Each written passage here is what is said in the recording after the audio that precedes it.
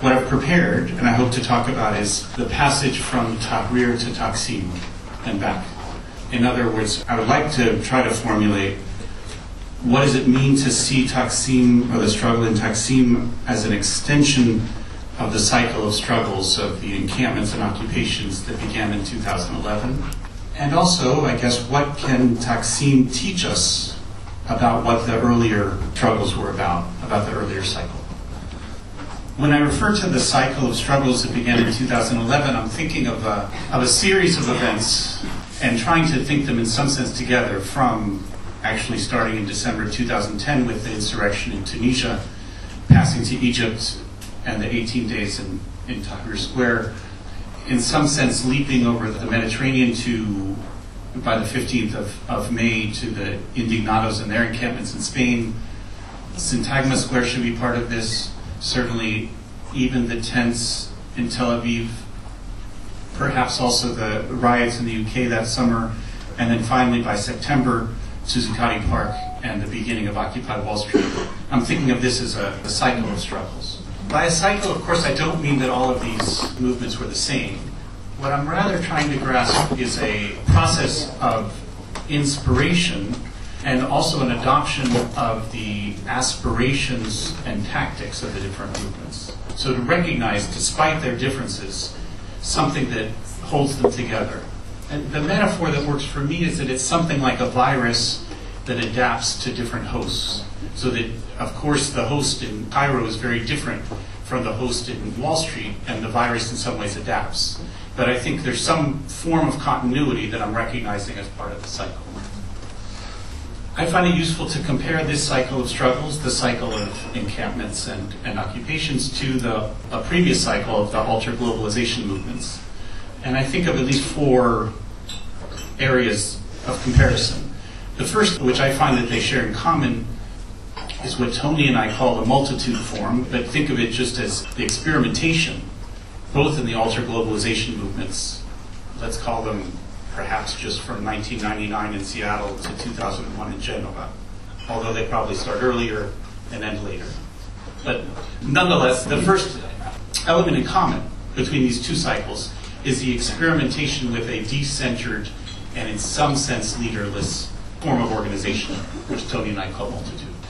A second aspect which is different is that whereas the ultra-globalization movements were fundamentally nomadic, moving from one summit to the next, the encampments and occupations are fundamentally sedentary. In fact, they refuse to move.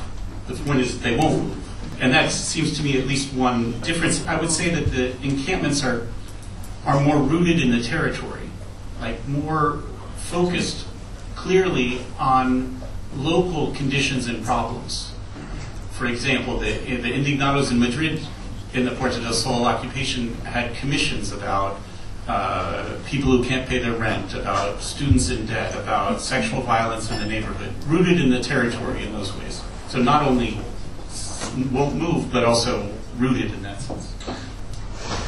A second difference between the 2 cycles, a conceptual one, is that whereas the ultra-globalization movement was often focused on the question of justice, and even often called itself a global justice movement, I'm most interested in the way the encampments have been focused on democracy as the primary concept. And last, an element that at least is more prominent in the encampments, the current cycle of struggles, is a focus on the right to the common.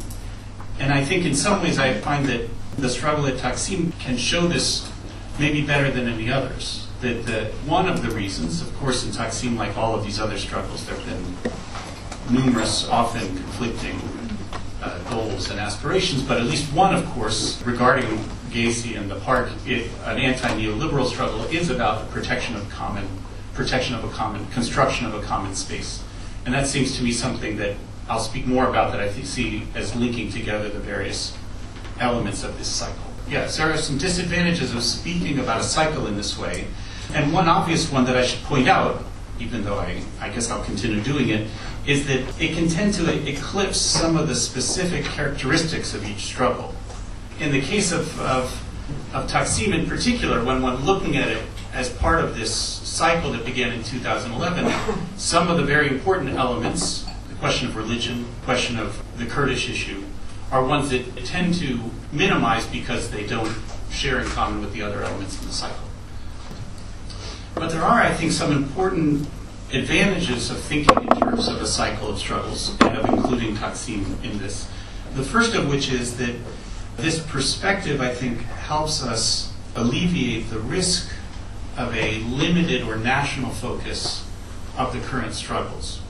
Like 5 minutes ago, I was praising the way that the encampments and occupations are rooted in the territory, and I think that is a wonderful thing, but I think in comparison, especially to the altered globalization movement, they risk national blinders. They risk being too focused on the local and not recognizing continuities and bonds with elsewhere. So that thinking about in terms of a cycle that helps alleviate that, what I see as a risk in some of the current struggles.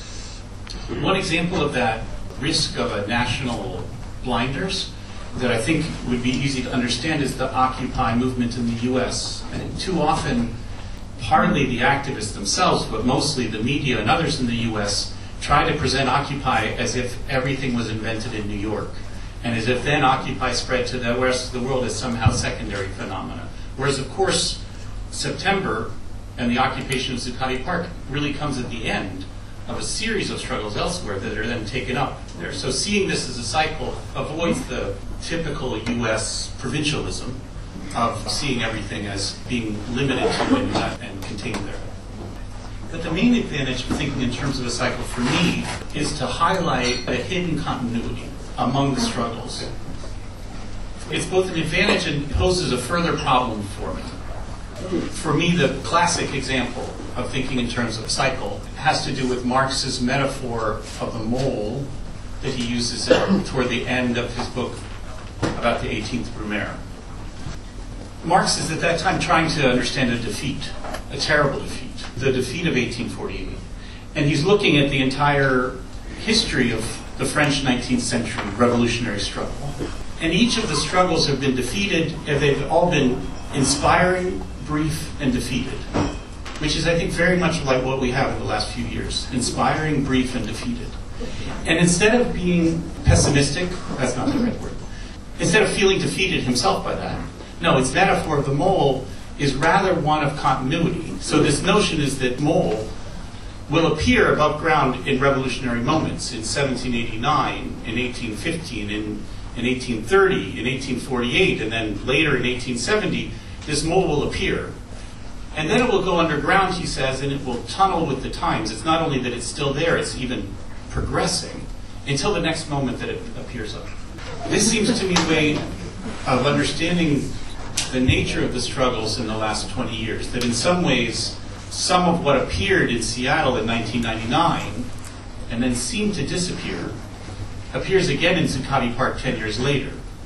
Or also, some of the elements of the 2001 insurrection in Argentina, especially their slogan, for instance, que se vayan todos, that they all go, the entire political class, that reappears in Madrid 10 years later, again refusing the representation of the political class. So in some ways you could try to interpret Marx's mole as a way, it's not optimistic, it's a confident way of viewing the continuity of struggles today despite their seeming ephemeral and discontinuous nature.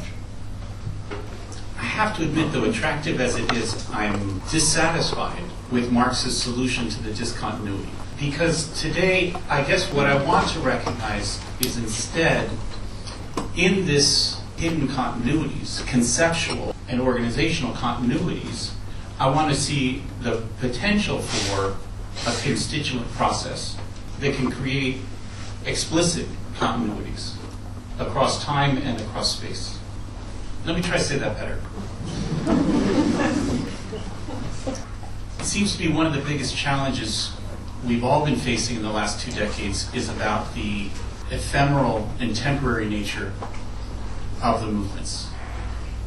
Taksim too will end and will seem like nothing was left. And so confronting that ephemeral nature seems to me an urgent problem. So one could read Marx's metaphor to say, look, you're just missing it. They're really hidden continuities.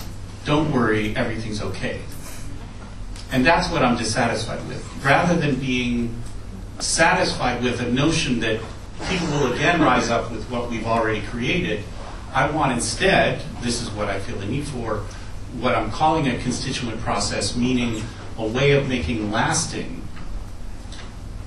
and socially diffuse the relationships and social constructions of the movements themselves. So that instead of being just good at organizing a square for 3 months, we can transform a society for a longer period. So one way I want to approach that is in terms of the right to the common.